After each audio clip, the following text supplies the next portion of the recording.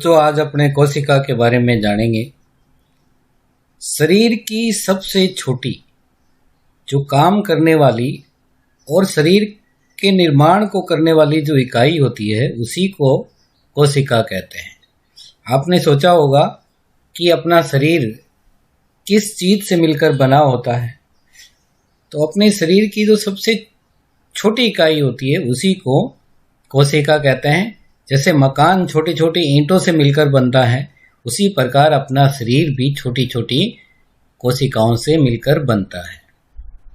कोशिका की खोज जो है वो 1665 ईस्वी में एक ब्रिटिश वैज्ञानिक रॉबर्ट हुक के द्वारा की गई थी।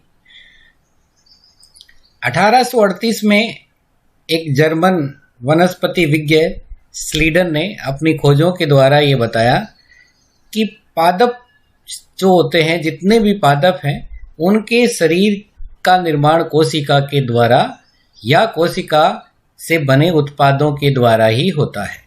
उसके ठीक एक साल बाद 1839 में एक जंतु वैज्ञानिक थियोडोर स्वान ने यह बताया कि जंतुओं के शरीर का निर्माण भी कोशिकाओं या कोशिका से बने उत्पादों के द्वारा ही होता है।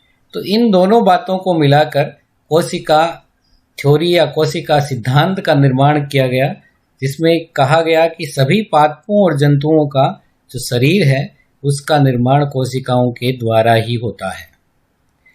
उसके बाद कोशिका सिद्धांत में एक और बात जोड़ी गई कि कोशिका का जो निर्माण होता है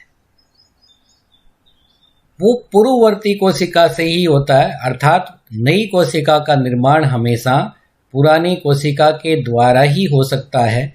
बिना कोशिका के नई कोशिका का निर्माण नहीं होता। आपने देखा होगा कि किसी भी जंतु का या किसी भी पादप का निर्माण पहले से उपस्थित पादप या जंतु से ही संभव होता है। इसी प्रकार कोशिका का निर्माण भी पूर्ववर्ती कोशिका से ही संपन्न हो सकता है।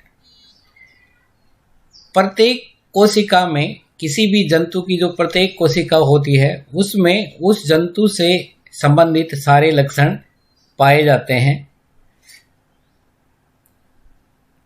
तो ये कोशिका सिद्धांत था और